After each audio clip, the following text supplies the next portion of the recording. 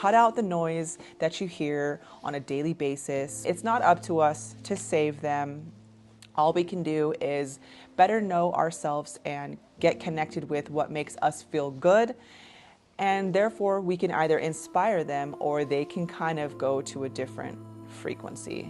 The idea behind listening to certain frequencies is that they can influence your mental, emotional, and physical well-being, whether you need healing, you need more relaxation. Because if you're watching this video, for the most part, you are interested in learning about what makes you feel good, because you notice that when you feel good, that more good comes.